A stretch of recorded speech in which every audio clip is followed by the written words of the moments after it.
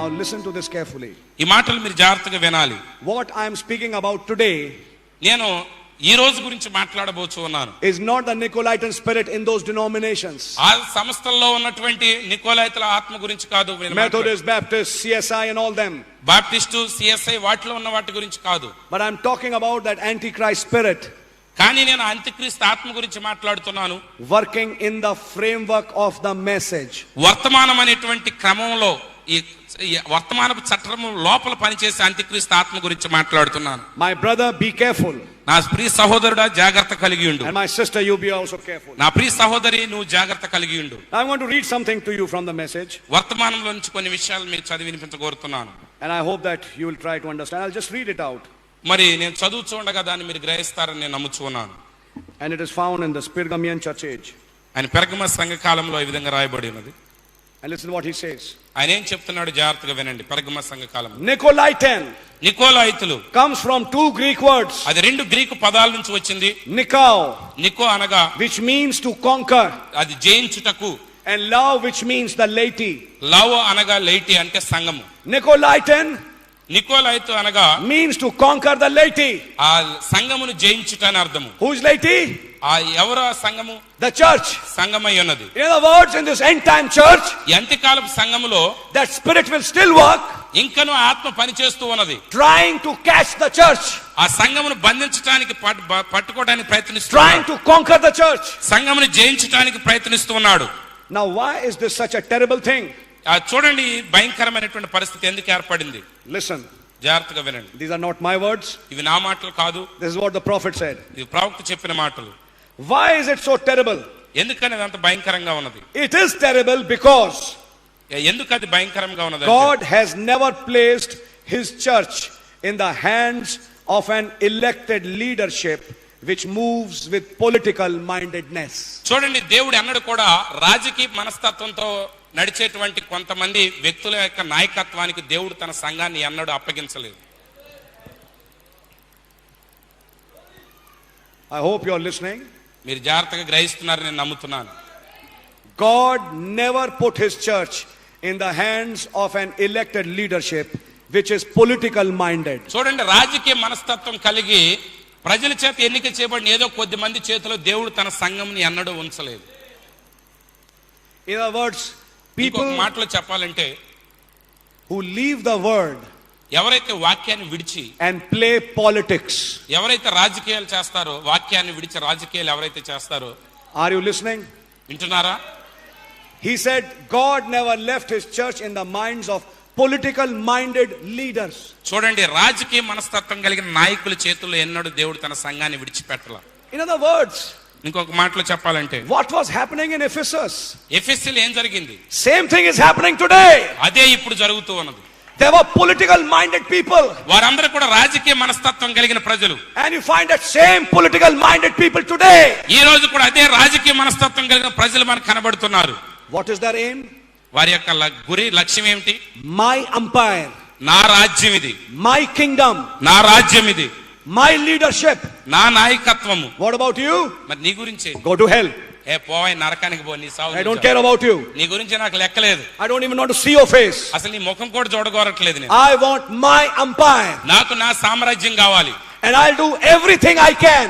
నేను ఏది చేయాలనుకుంటే అది చేస్తాను. If you stand against me, నాకు వ్యతిరేకంగా నిలబడితే I'll do everything I can. నేను చేయగలిగింది ఏదైనా నేను చేస్తాను. Throw you down.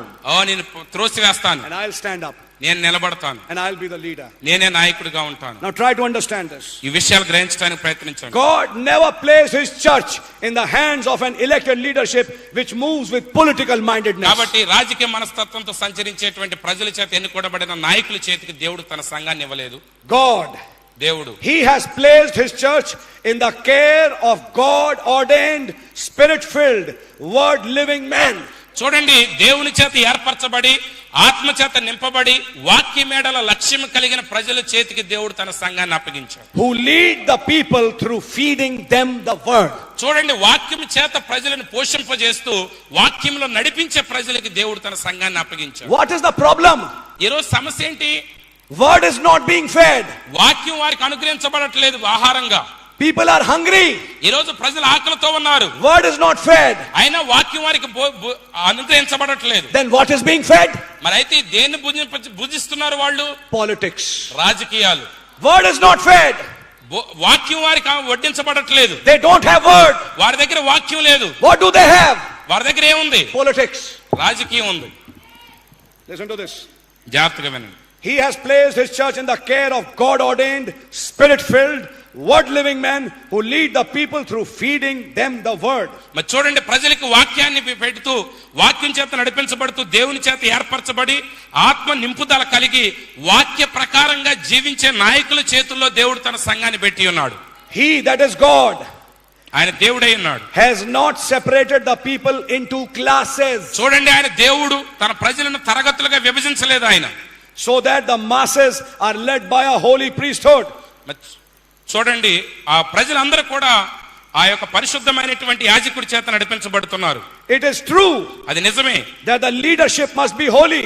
ఆ నాయకత్వం ఎప్పుడు కూడా పరిశుద్ధమైనది అయి ఉండాలి. But then so must be the whole congregation. అదే రీతిగా సమాజం అంతయు కూడా పరిశుద్ధముగా ఉండాలి. Only pastor should not be holy. Pastor గారు మాత్రమే పరిశుద్ధుడిగా ఉండటం కాదు. The church should also be holy. సంఘము కూడా పరిశుద్ధంగా ఉండాలి. Only the pastor is not holy. Pastor గారు మాత్రమే పరిశుద్ధంగా ఉండటం కాదు. The whole church is holy. సంఘం అంతయు కూడా పరిశుద్ధంగా ఉండాలి. Only pastor does not go to meet God. మరి చూడండి, పాస్టర్ గారు మాత్రమే దేవుణ్ణి కలవటం కాదు. Every member goes to meet God. ప్రతి వ్యక్తి కూడా దేవుణ్ణి కలవాలి. Only pastor does not talk with God. మరి చూడండి, పాస్టర్ గారికి మాత్రమే దేవునితో కలిసే అవకాశం కాదు. Every man, every woman talks with God. ప్రతి పురుషుడు ప్రతి స్త్రీ దేవునితో మాట్లాడాలి. Hallelujah. Hallelujah. Listen to this. జాగ్రత్తగా వినండి. I like to show you something. ఒక విషయాన్ని మీకు చూపించగోరుతున్నాను. Further, తరువాతగా there is no place in the word where priests or ministers or such mediate between God and the people. చూడండి, ప్రజలకి దేవునికి మధ్య మధ్యవర్తిత్వం వహించేది ఒక మనుషుడైన అవకాశం దేవుని వాక్యంలో ఎక్కడ ఇవ్వబడలేదు. What is he trying to say? ఆయన ఏం చెప్ప ప్రయత్నిస్తున్నాడు? People come, ప్రజలు వస్తారు, people sit down, ప్రజలు కూర్చుంటారు, people relax. ప్రజలకు విశ్రాంతి తీసుకుంటారు. They are not interested in the word.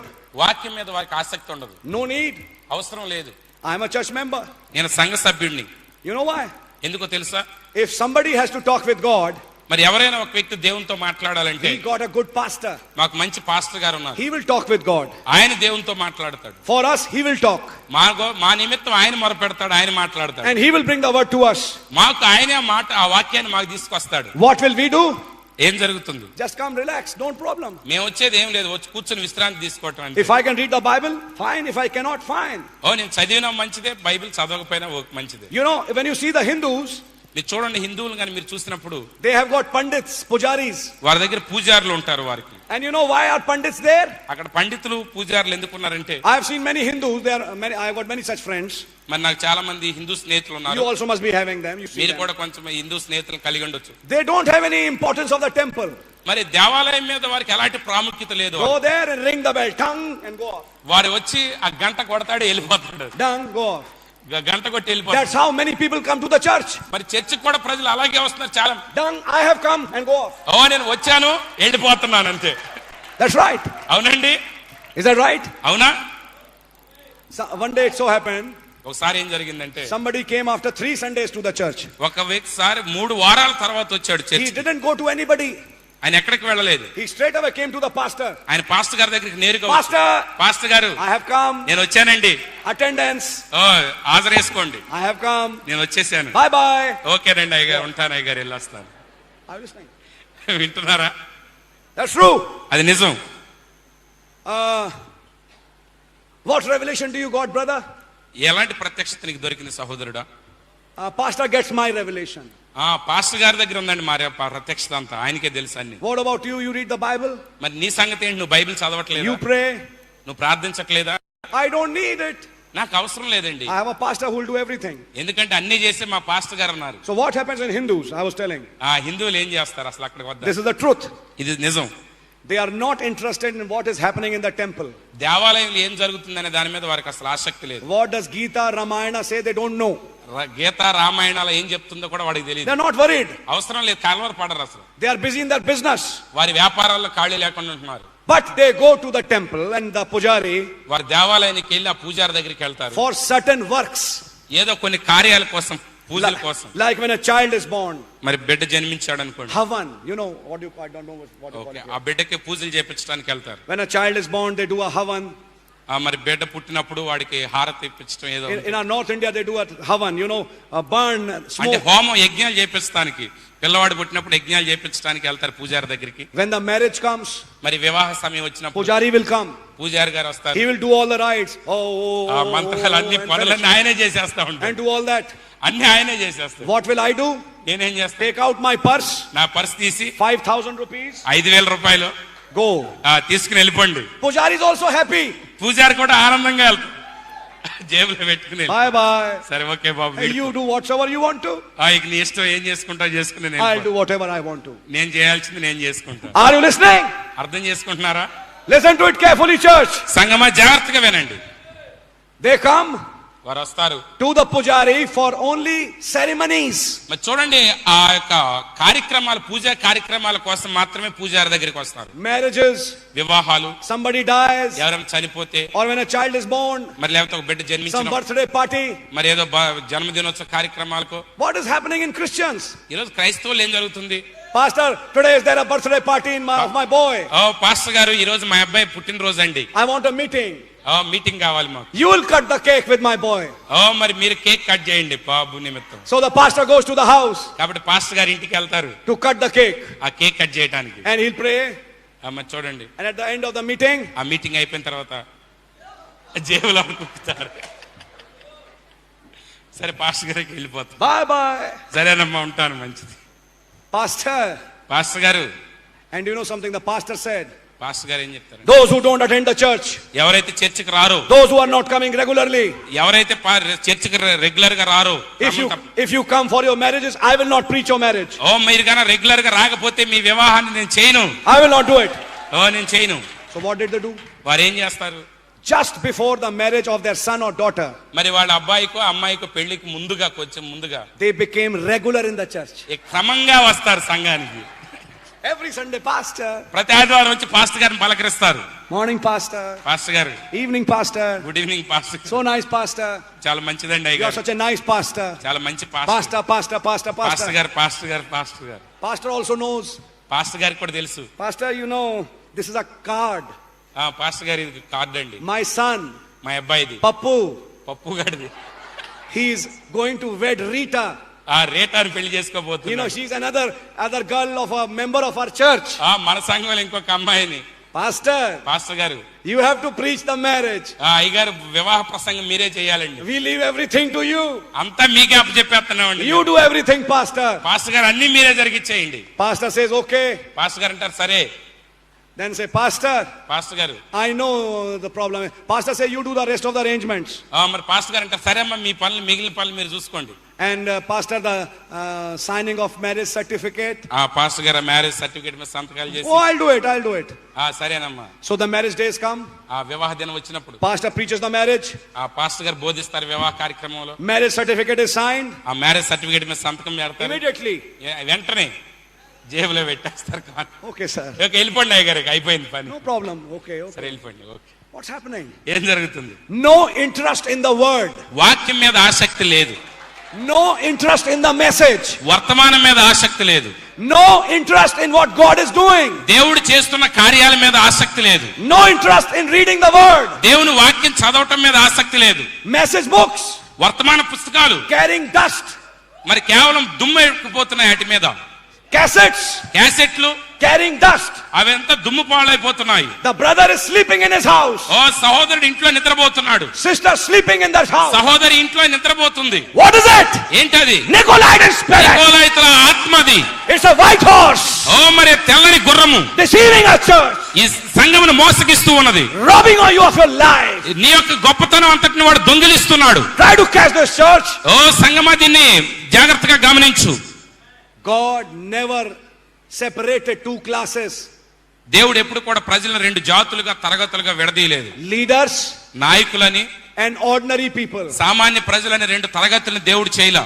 Leaders, నాయకులు, and laity. మరి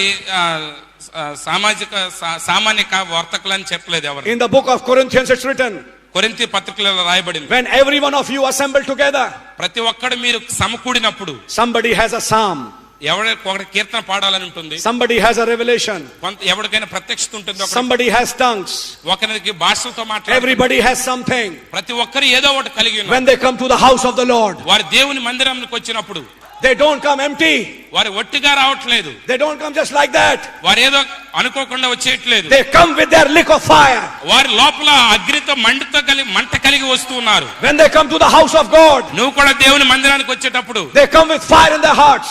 వారి హృదయాలలో మంట కలిగి వస్తున్నారు. And